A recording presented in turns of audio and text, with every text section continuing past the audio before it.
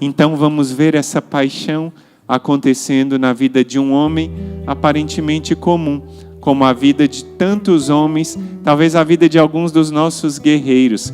Eu falo do senhor lá dos Estados Unidos, o nome dele é Irving Hooley.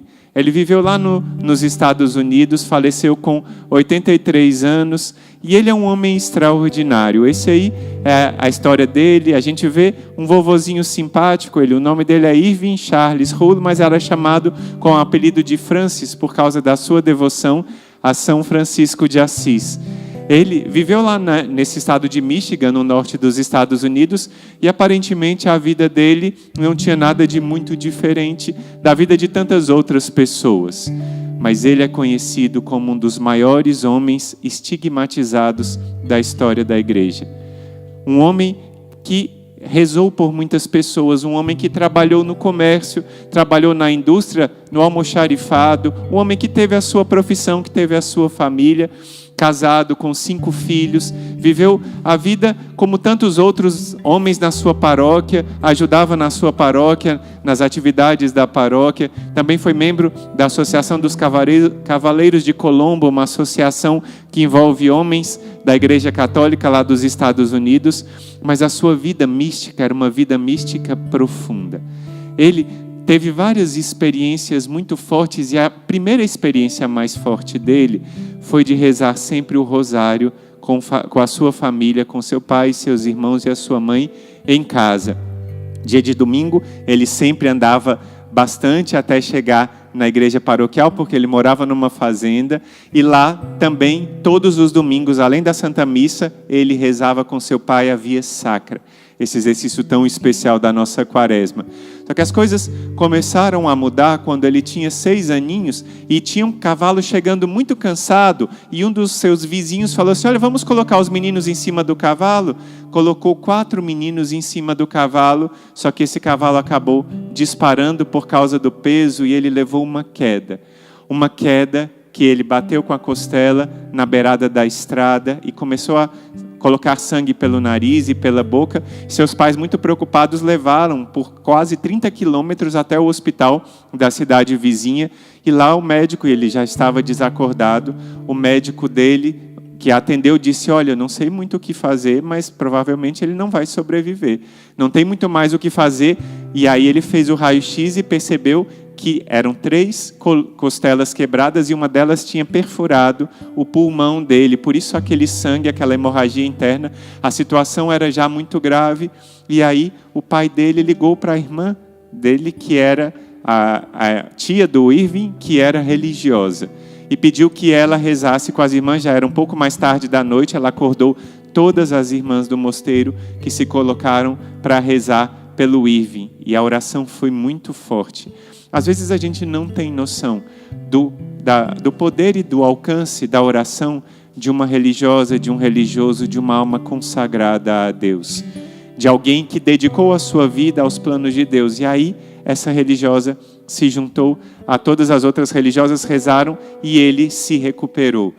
Recuperou, que no outro dia o médico disse: olha, a hemorragia acabou e ele não vai precisar fazer mais nada, ele já pode voltar para casa. E depois o pequeno Irving, de 6 aninhos, contou, perguntando para sua mãe quem era aquele homem que às 4 da manhã tinha vindo.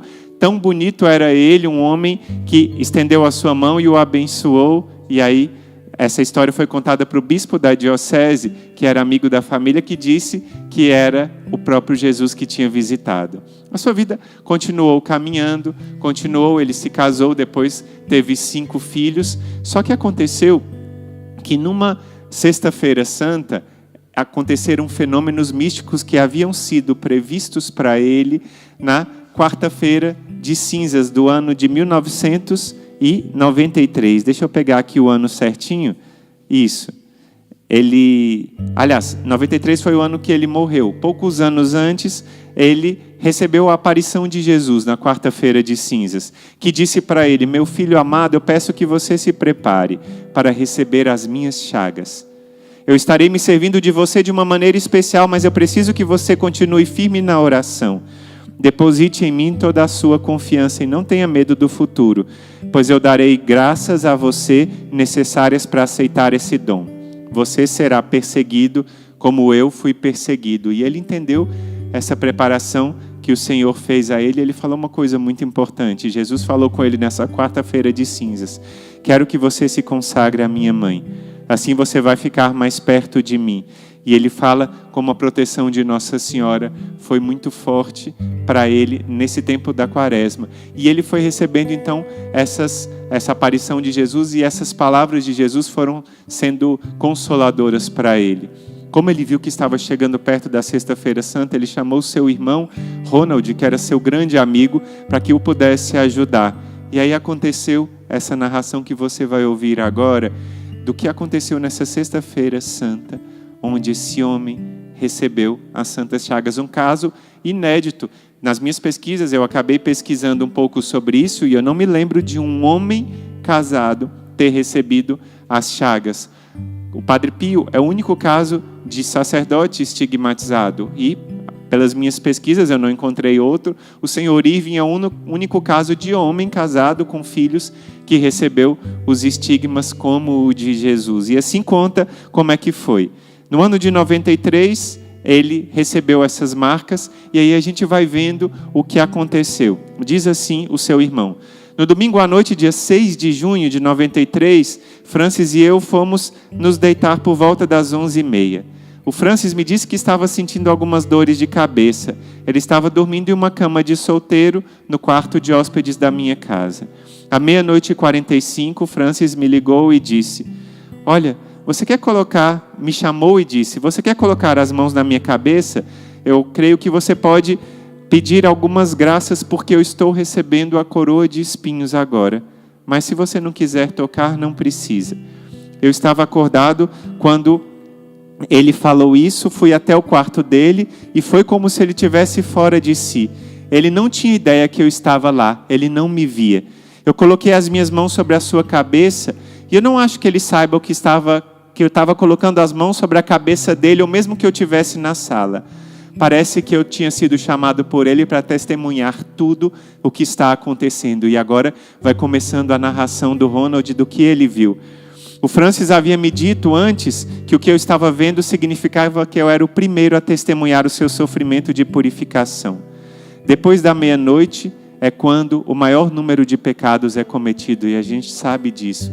Não somente os pecados que as pessoas cometem escondidas depois da meia-noite nos seus quartos, os pecados que as pessoas cometem, as pessoas que cultuam o inimigo fazem esses pecados. Então, à noite, depois, a madrugada, é o lugar dos pecados. É por isso que o nosso rosário da batalha é tão forte. Porque na hora do máximo do pecado, a gente junta 30.000 pessoas para rezar, pedindo as graças a nosso Senhor.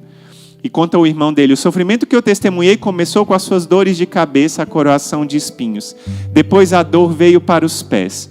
Os seus pés moviam-se com grande dor, como se ele estivesse sendo crucificado. Depois a dor passou para as suas mãos. Os seus movimentos eram lentos, e ele gritava e emitia gemidos de dor.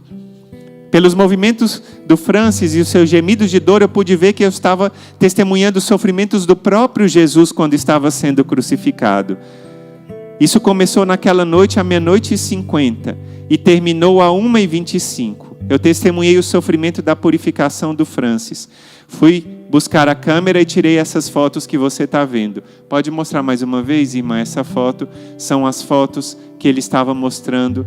Essas são as fotos que ele mostrou posteriormente, mas aquelas fotos com o Francis com a mão levantada, essas são as fotos que o seu irmão foi tirar enquanto ele estava sofrendo os estigmas da paixão.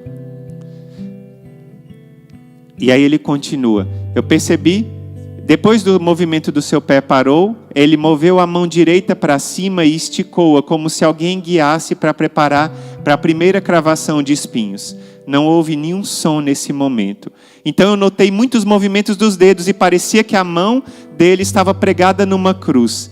Ele estava gemendo em rápidos gemidos agonizantes. Eu poderia dizer que ele estava com uma dor terrível e eu me senti muito mal. Então eu mesmo, conta o irmão dele, disse a Jesus: Jesus, eu sofro muito porque eles fizeram isso contigo. Ele começou a ver o seu irmão com os estigmas e começou a sentir a dor que o próprio Jesus sentia. Ele começou a sentir no coração aquela dor que o Senhor sentia. Então eu pude ver que a sua mão estendida havia sido pregada. Novamente, o seu gemido mudou para longos gemidos e ele estava em grande agonia. Então eu pude ver que as suas mãos estavam pregadas e ele continuou movendo os dedos. Ele não parava de gemer durante isso tudo. Quando a sua mão esquerda saiu do peito muito lentamente, como se alguém a estivesse guiando para ser pregada, ela passou direto por mim enquanto eu estava ajoelhado perto da cama. E eu pensei que ele estava pegando o meu rosário, mas não, ele estava sendo levado e a mão dele também para ser pregada. Eu não quero dizer que eu ouvi os sons de martelo, mas dele vinha o gemido como se a mão dele estivesse sendo batida e crucificada ao mesmo tempo. A cada golpe ele fazia gritos de dor e era tão alto, porque se as janelas estivessem abertas, talvez os vizinhos tivessem ouvido aquilo. Depois que as duas mãos estavam estendidas, mostra mais uma vez, irmã, essa imagem tão forte. Depois que as duas mãos do Irving estavam estendidas, levantadas, eu vi que ele havia sido pregado misticamente. Era uma crucificação mística, então de repente ele parou de gemer. Acho que foi aqui que Jesus morreu, porque aí ele parou de gemer.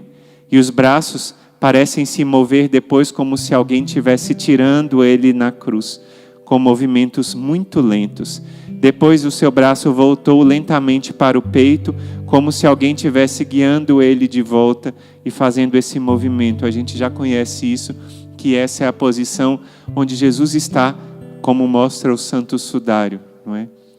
Tudo isso passou com esse homem, um pai de família, um trabalhador, passou todas essas coisas. Depois, a sua cabeça se virou para o lado direito, como se vê nos crucifixos, e tudo terminou a 1h25 do dia 7 de junho. Na manhã seguinte, eu notei que ele se levantou e vi sangue no seu travesseiro.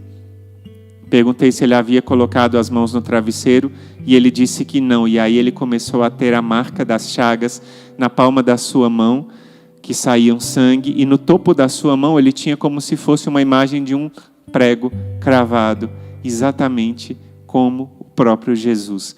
Essa imagem é muito forte, e aí o seu irmão fala que essas feridas sangram especialmente em festas e sobretudo quando ele reza para as pessoas. Por que acontece?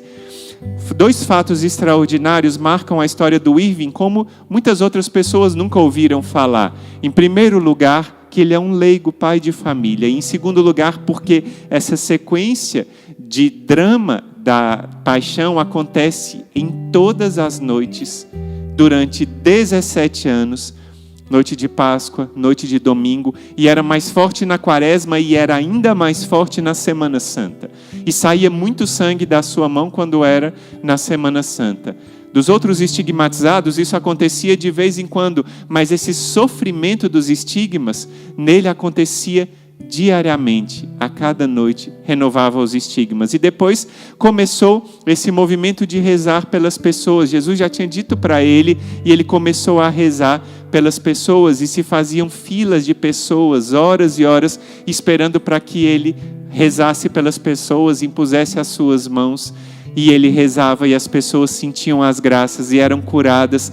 O número de curas foi curas extraordinárias, e ele não aceitava dinheiro de ninguém, não aceitava de nada, e dizia que ele não tinha nada, que quem curava era Deus, que ele não tinha força nenhuma nele, mas era Deus que, pela intercessão da Santíssima Virgem Maria, que ele somente pedia a Deus e era Deus quem curava cada uma das pessoas. Foram muitos os testemunhos durante toda a sua vida, e ao final, com 83 anos, ele expirou santamente.